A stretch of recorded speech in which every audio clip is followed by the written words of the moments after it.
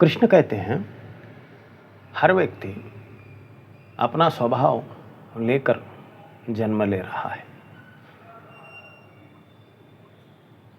वही उसका स्वधर्म है।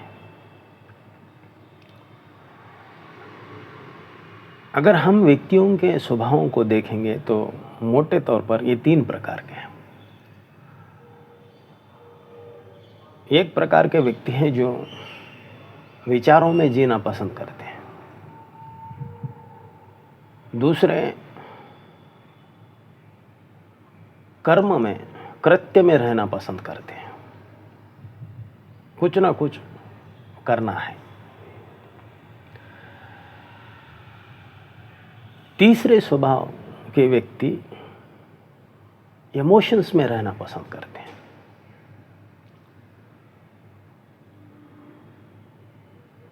तो इन 3 स्वभावों में प्रॉब्लम नहीं है, क्योंकि ये 3 भी स्वभाव निसर्ग से व्यक्ति लेकर आ रहा है। प्रॉब्लम है इसके एक्सट्रीम में और स्वभावों की इम्बैलेंसिंग में। जो लोग विचार पसंद करते हैं, अगर हम इतिहास को देखें तो एक से एक फिलासफर्स होकर गए हैं। जो लोग विचारों में जीते हैं, उनके जीवन शैली को अगर हम गौर से देखें तो वो उनके विचार एक घास की तरह होते हैं। खेत में घास भी उसी तरह बढ़ती है जिस तरह दूसरे जो झाड़ होते हैं फल और फूल के, उसी तरह। लेकिन बाकी जो जीवन के आयाम हैं उसमें ये शून्य होते हैं। अब इनको खाने पीने के लिए, भोग करने के लिए उच्च कोटि का भोग तो चाहिए, लेकिन ये मेहनत नहीं करते, ये कर्म में संलग्न नहीं होते। तो इनके विचार ऊंचे होते हैं, लेकिन बाकी जीवन की जो जिम्मेदारियां हैं वो ये नहीं उठाते, और खुद के जीने के लिए भी ये दूसरे पर निर्भर होते हैं, परावलंबी जीवन जीते हैं। तो इनके विचारों की जो कीमत है उसी तरह है जिस तरह एक घास की होती है। घास भी यूजफुल है।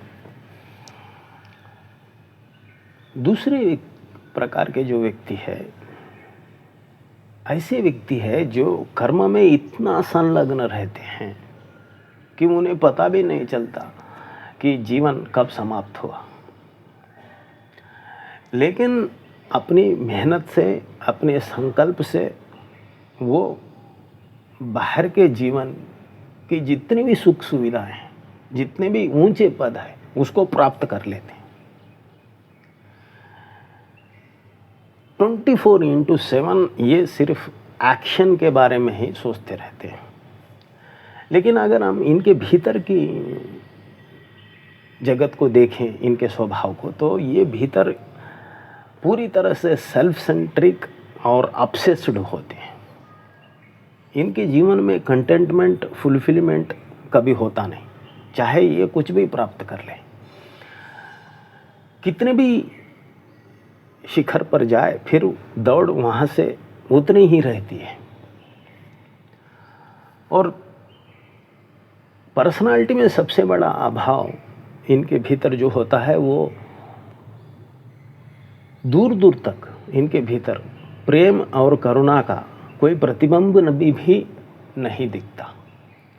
ये लोग इमोशनली डेड होते हैं। जो तीसरा स्वभाव है भाव का, इमोशंस का, इनका स्वभाव इस तरह होता है कि इनको जीवन में जो भी चाहिए, व्यक्ति, निसर्ग और परमात्मा, सिर्फ भाव के रूप में चाहिए। ये हर व्यक्ति से जुड़े रहना चाहते हैं। और जब ये परमात्मा से भी जुड़ना चाहते हैं तो भाव के मार्ग से, ये अगर निसर्ग से भी जुड़ना चाहते हैं तो भाव से। इनकी पूरी दुनिया सिर्फ भाव है।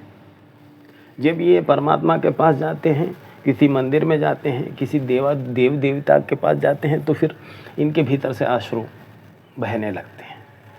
जब ये निसर्ग के पास जाते हैं, झाड़ियों में, जंगल में, वृक्षों के पास, नदियों के पास, पहाड़ों में, तो फिर इनके भीतर से कविता फूटने लगती है।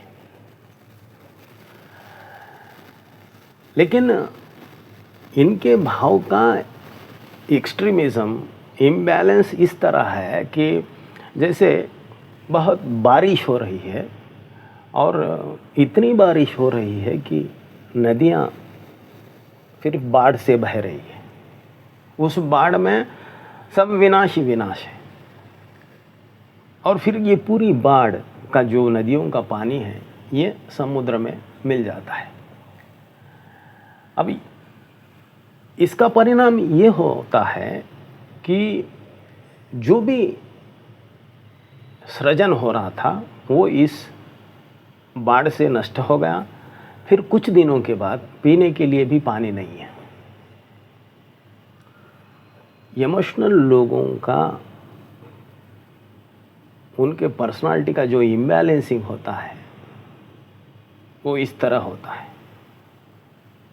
इनके इमोशन की जो इम्बैलेंसिंग है उससे इनके साथ जुड़े हुए सभी लोग सफ़र होते हैं। खुद तो सफ़र होते ही हैं, फिर इनके साथ जितने लोगों ने भी रिश्ता बनाया है वो भी सफ़र होते हैं।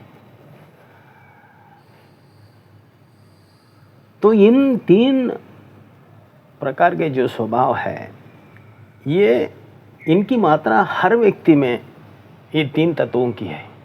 फर्क इतना है कि किसी व्यक्ति में एक तत्व का अनुपात ज़्यादा है, फिर 2 तत्व नहीं है, ऐसा नहीं है।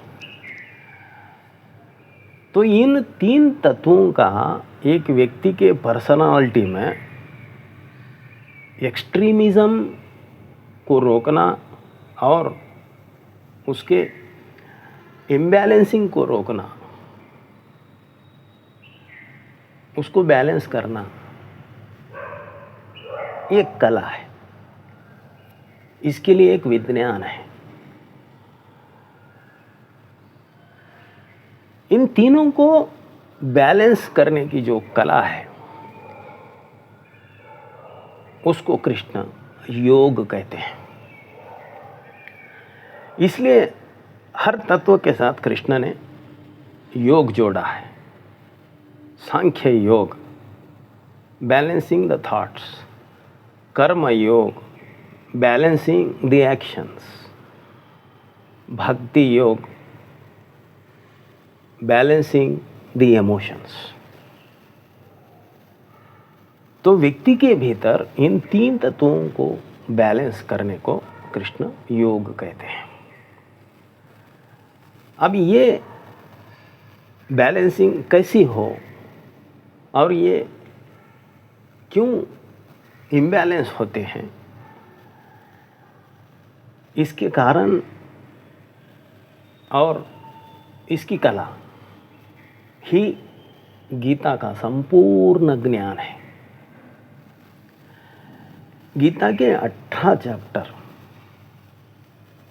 इन 2 तत्वों के इर्द गिर्द घूमते हैं। थॉट, एक्शन और इमोशंस क्यों इम्बैलेंस होते हैं और इनको बैलेंस कैसा करना है।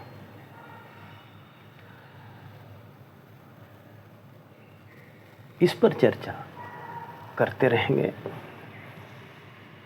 यह मेरा मत है। आज इतना ही। नमस्कार।